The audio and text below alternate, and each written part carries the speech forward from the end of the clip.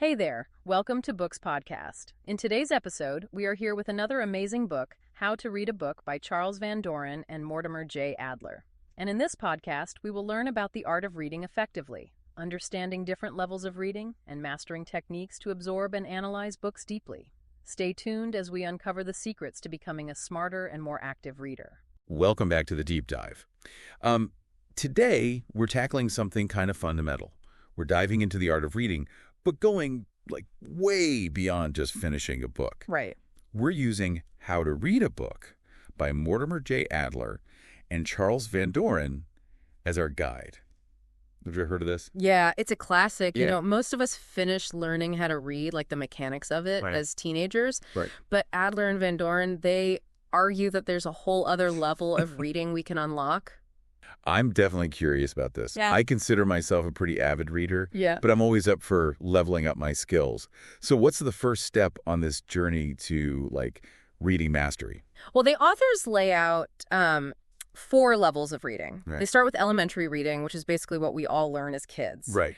Then there's inspectional and analytical, which we'll get into later. Yeah. But the real game changer is what they call syntopical reading. Syntopical reading. Whoa, that sounds pretty intense. Yeah. Like PhD level stuff. It might sound intimidating, but Yeah. think of it this way. Okay. Imagine you're trying to understand a complex issue, Mm-hmm. like the impact of artificial intelligence. Yeah. Syntopical reading means you don't just read one book on AI. Got it. You read multiple books, articles, even Mhm. opposing viewpoints Right. to understand the full scope of the debate. So it's not just about absorbing information from one, source.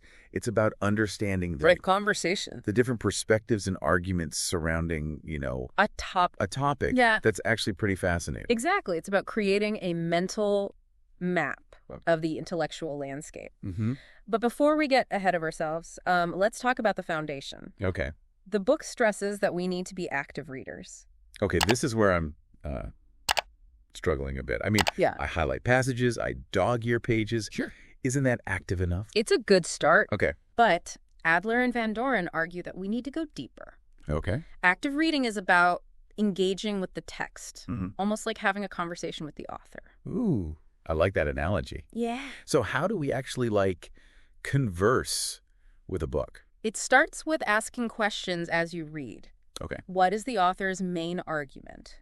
What evidence do they present? Do I agree with their reasoning? Mm-hmm. Don't be afraid to scribble your thoughts in the margins, even if it means arguing with the author. Hold on. Are we actually allowed to argue with these, brilliant minds? Absolutely. Huh. In fact, the book encourages what it calls judicious disagreement. Judicious disagreement. Right. Okay. But there's an art to it. Okay. It's not just about saying, I disagree. Right. You have to support your criticism with evidence and logical reasoning. So it's like a respectful debate. Exactly. Where we're challenging the author to, Strengthen their argument. strengthen their arguments. Right. I like that. It makes reading feel much more interactive.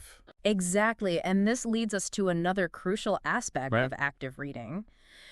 Understanding a book's structure. You mean the table of contents and chapters? Yeah. I usually skip those. I understand that I temptation. just want to dive into the good stuff. But the book argues that understanding the structure, Hmm. the skeleton of a book, Okay. is essential for grasping its core message. Uh-huh. This applies to all types of books, Really? from nonfiction to novels, Wow. even poetry. Okay, I'll admit, I've never thought about applying this to, fiction. Right. How does structure play a role in the story? Think of it this way. Okay. A novel is not just a random collection of events. Right. It has a beginning, rising action, a climax, a resolution. Mhm. Understanding how those elements connect Yeah. helps us appreciate the author's craft Mm-hmm. and the overall impact of the story. That actually makes a lot of sense. It's What? like seeing the blueprint Yeah. behind the finished building. It gives you a deeper appreciation for, the architect's vision. Exactly. And speaking of blueprints, Yep. Adler and Van Doren, they provide a fascinating technique Okay. for X-raying a book, seeing its skeletal structure. Okay, I'm intrigued. What's the secret to this, book X-ray vision? They suggest analyzing the preface, Okay. the table of contents, Mhm. even skimming through chapters Right. to identify the key arguments and how they connect. Mhm. It's a way to get a sense of the book's overall unity before diving into the details. So it's like getting a bird's eye view of the landscape Correct. before exploring each individual landmark. Precisely. Okay. And once we have a grasp of the structure, Right. we can start tackling another crucial element Okay. of reading mastery, Mhm. coming to terms with the author. Okay, now we're getting into like some seriously advanced reading techniques. Yeah. What exactly does it mean to come to terms? Think of it this way. Yeah. Every author has their own unique vocabulary. What? Their own way of using language. Mm-hmm. Coming to terms means figuring out what those key terms mean Okay. to this author in this book. So it's like learning a secret language, Right. decoding the author's unique way of Expressing ideas. expressing ideas. Yeah. That sounds incredibly challenging.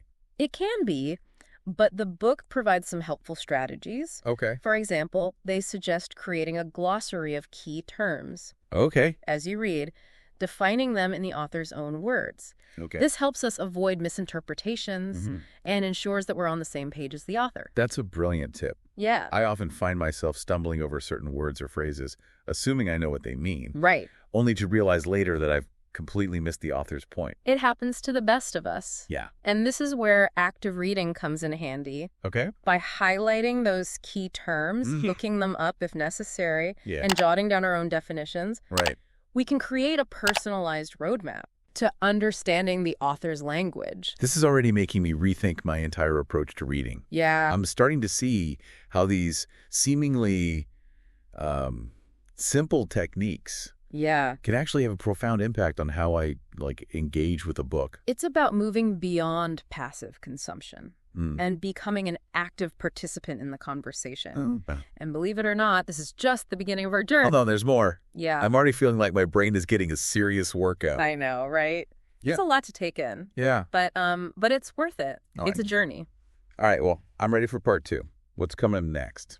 In the next part, we'll explore how these reading strategies can be applied to different genres, from practical books to fiction, even poetry. Okay, I'm both excited and slightly terrified to see where this goes. Right. It's exciting. But I'm definitely hooked. All right, good. We'll be back with part 2 of this deep dive into how to read a book after a short break. Stay tuned. Welcome back to the deep dive, where we're unlocking deeper reading with how to read a book. It's one thing to grasp these techniques in theory, Right. but how do we actually apply them, like when faced with a stack of, let's say, very different books? That's a great question. Yeah. I mean, I love getting lost in a good novel, Sure. but reading a science textbook feels like a completely different beast. Adler and Van Doren acknowledge that Yeah. they dedicate a significant portion of the book Mm-hmm. to discussing different approaches Okay. for various types of reading material. That's reassuring. Yeah. Let's start with practical books, Okay. the ones that teach us how to do something. All right. Any surprises there? The book emphasizes that it's not enough to just follow instructions. Okay. We need to understand the principles behind those rules. So, it's the difference between Yeah. blindly following a recipe and actually understanding the chemistry of baking. Precisely. Oh, okay. They argue this applies to all sorts of practical books, Mhm. from learning a new language to mastering a musical instrument. That makes sense. Yeah. But let's be honest. Sure. A lot of us turn to books for more than just, practical advice. Of course. We crave stories. Yeah. We want to be transported to other worlds. Absolutely. How does analytical reading apply to fiction? Here's where things get interesting. Okay. The book makes a crucial distinction. Mm-hmm. With fiction, it's not about agreeing or disagreeing Right. with the author. Okay. It's about understanding the experience they're Right. trying to create for the reader. Okay, so instead of, picking apart arguments, Right. we're analyzing the characters, the plot, the themes, Yeah, the overall impact the story has on us, emotionally. exactly. Interesting. Active reading is still crucial here. Mm-hmm. Paying close attention to the author's use of language, the symbolism, the way they build suspense Mm-hmm. or evoke emotions. Yeah. These are all elements we can analyze to deepen our appreciation of the work. So even when we're reading for, pure enjoyment, Right. we can still engage those analytical muscles. Absolutely. Okay. The book even offers specific tips for reading different types of fiction. Cool. Novels, short stories, plays. Speaking of different types, Yeah. what about poetry? I'll confess, poetry often leaves me feeling a bit lost. You're not alone. Okay. Many readers find poetry intimidating. Yeah. But the book offers a surprisingly simple yet profound piece of advice. Okay. Read the poem through without stopping, Really? even if you don't understand everything on the first pass. I always feel like I need to, like, pause and dissect every line, every metaphor. Oh, I know it's tempting. Yeah.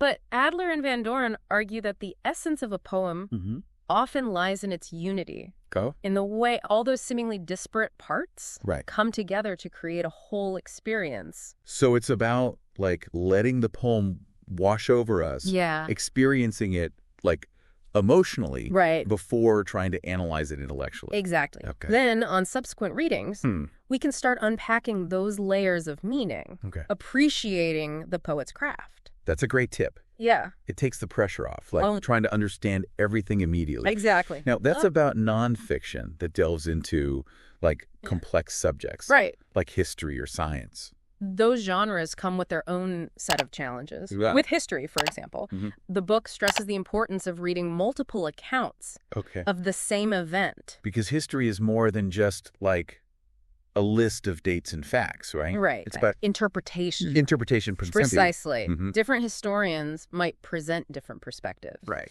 Emphasize certain details over others. Okay. By reading multiple accounts, we can start to piece together a more complete Yeah. and nuanced understanding of the past. It's like assembling a historical jigsaw puzzle, you know? That's a great analogy. Seeing how those different pieces fit together. Right. And the same principle applies to science. Okay. The book encourages us to not just understand the conclusions, but to trace the process Okay. of scientific discovery. So it's not enough to just, like, accept the facts. Right. We need to understand how those facts were established. Exactly. The experiments, the reasoning behind them. Precisely. Mm. And that might involve going back to Correct. some of the classic scientific works, Okay. even if they're outdated in terms of current knowledge. Right. Right. Yeah. That makes sense. But those classic works can be daunting. Yeah. Filled with jargon and, like, complex concepts. True, but the book provides some helpful tips Okay. for navigating those challenges. For example, it stresses the importance of paying attention to an author's assumptions, Okay. things they take for granted, Right. without explicitly stating them. So we need to, like, read between the lines, identifying those unspoken premises that shape the author's conclusions. Exactly. Yeah. And the book also suggests Yeah, that we don't shy away from those challenging texts. Okay. In fact, it argues that the most rewarding books Yeah. are often the ones that initially seem just beyond our reach. So it's about embracing those intellectual challenges. Right. Stretching our minds. Exactly. Expanding our understanding. Precisely. Okay. By applying these techniques to different genres, we can truly unlock the full potential of reading. This has been incredibly insightful. Good. I'm glad. But before we wrap up, Yeah.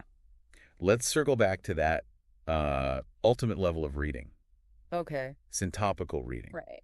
Any practical advice on how to actually tackle that beast? Yes. The pinnacle of reading. Yeah. In the final part of our deep dive, Okay. we'll explore how to synthesize information from multiple sources and perhaps even contribute our own unique perspective to the conversation. All right, I'm ready. Stay tuned. Welcome back to the deep dive.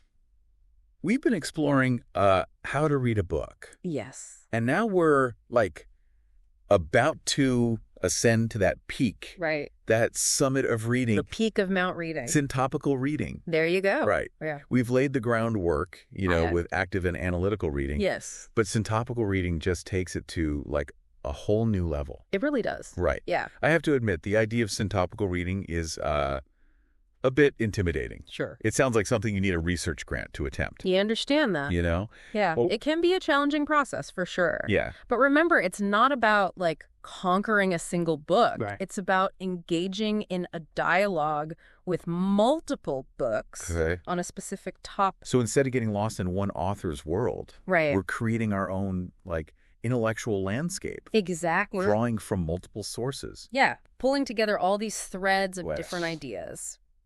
That makes it feel a bit more manageable. Yeah.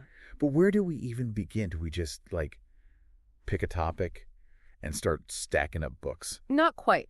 Adler and Van Doren, they emphasize the importance of starting with a clear question. Okay. a problem we're trying to solve through our reading. So it's about having a focused inquiry, Yeah. a specific puzzle we're trying to, piece together Yeah. using multiple sources. Precisely.